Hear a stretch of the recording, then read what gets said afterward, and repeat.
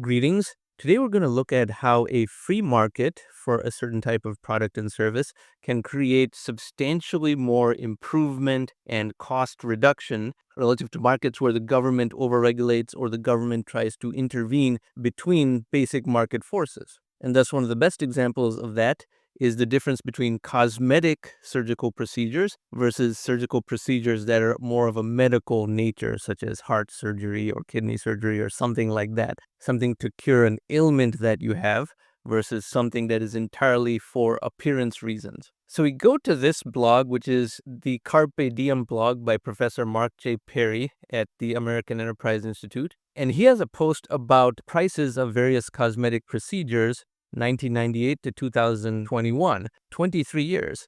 Now, here's the thing. All these cosmetic procedures evolved organically. They were not created by the same group of people because they involve very, very different disciplines of medicine. Plus, cosmetic procedures becoming commoditized is a byproduct of an advanced society. If you went back in time to an era where there was only an aristocracy, then the number of people who could afford a cosmetic procedure was so small that there would not be any medical practitioners to specialize in that. In a prosperous society, procedures can become much more commoditized, meaning that thousands or even millions of people can partake in them, and therefore it becomes a very turnkey type of procedure that you just go in, go out, and the practitioner has already done a huge number of these. Now, the interesting thing here is this is the list of procedures.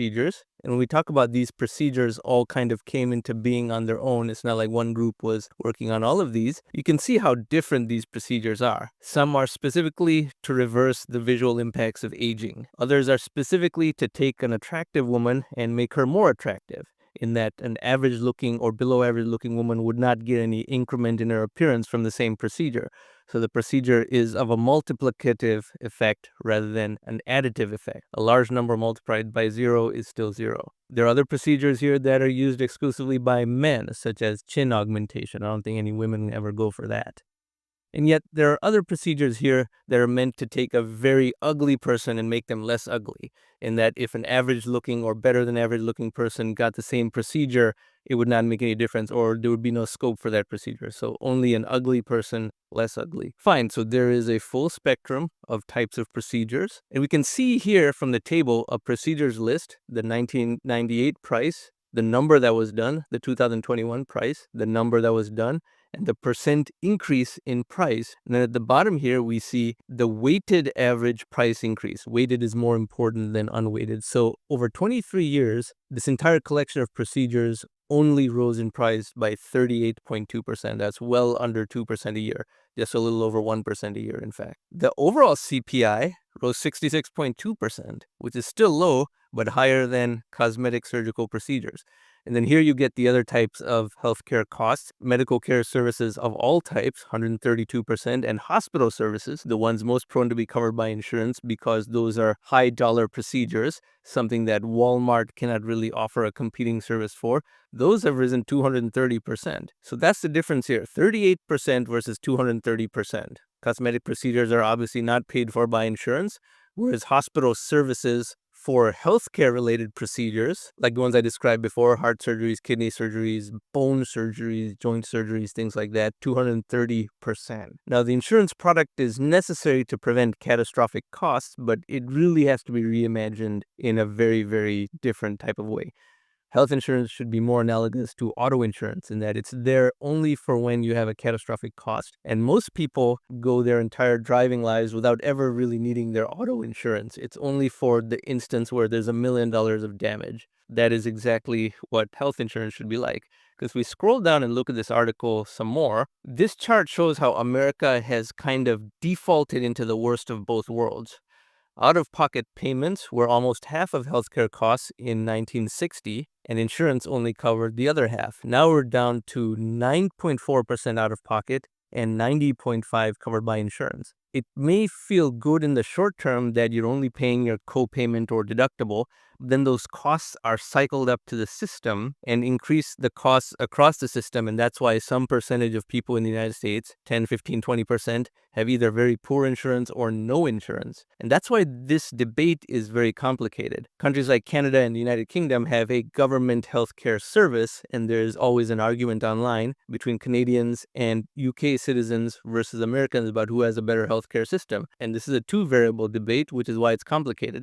If you have a good insurance plan, the United States healthcare system is better.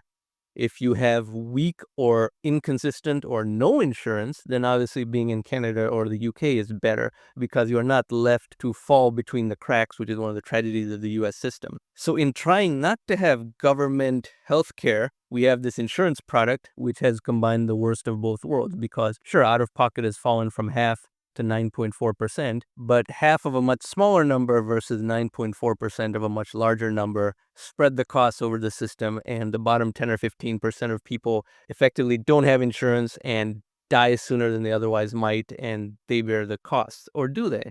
That is when you're extremely poor, you have some version of government paid health insurance, and then the costs of that are high and then borne back to the system. That is why this is a very low productivity sector of the US economy. The solution to this is something that does not involve just copying Canada or the UK, because there are a lot of problems in those countries as well. The number of Canadians who come to the US for important surgeries is pretty high. What is needed is modern thought tied to my atom thesis, where you have insurance that is similar to automobile insurance, bronze tier insurance, high deductible, it only pays catastrophic costs. But then Federal Reserve money printing in the form of an atom dues, a fixed payment directly to people, since money printing has to be done anyway, is of a dollar amount that exceeds the deductible and co-payment costs of the auto insurance type insurance plan, the bronze insurance plan. That way you can't say the government didn't give you enough cash to pay for your healthcare, but that enables a free market in most types of healthcare. Still not in heart surgeries and things like that, but the other 80-90% of healthcare costs come down in price because of the free market. I have videos detailing this out in a block diagram and so forth. But that is the type of thought that is needed to fix this problem, particularly when we can see that cosmetic surgical procedures have dropped in price by so much relative to hospital services. And this does not even account for subjective improvements in cosmetic surgical procedures.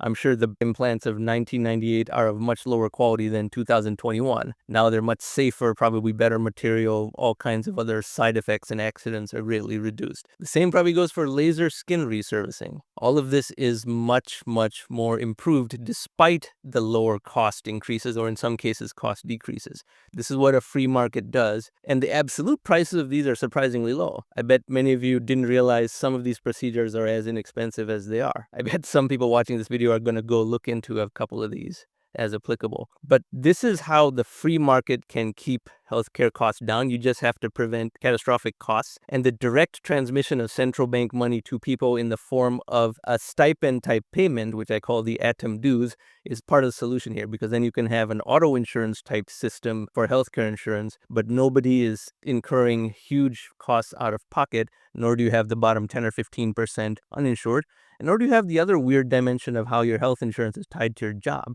If you have a job, you have health insurance. If you lose your job for whatever reason, then you don't have health insurance. This is a huge inhibitor to entrepreneurial activity. A lot of people don't undertake entrepreneurship not because they need a salary, but because they would lose their higher quality health insurance. Think about that. The hidden cost of that is very hard to quantify, but people in government who make policy just don't think about the missing opportunity cost of that. And that is the problem, because when you have an insurance industry and healthcare system with this type of model entrenched, there's too many people who depend on this never getting fixed. That's why this healthcare lobby is extremely powerful, because when healthcare is this expensive, tons of people in the ecosystem, from doctors themselves to insurance company providers to pharmaceutical companies, they are minting money to an extreme degree because they are not being subjected to competitive forces that would drive down cost. Now, some of them get cancer too, and then the treatment is very expensive, even though they work in healthcare. But I guess as a group, they're not thinking that far. The predatory mechanism is something to grow accustomed to when you're making so much money so easily, and lobbyists can prevent competitive market forces. Much more could be said about this subject, but this video is getting kind of long.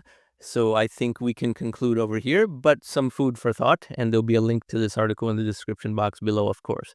Thank you very much for watching.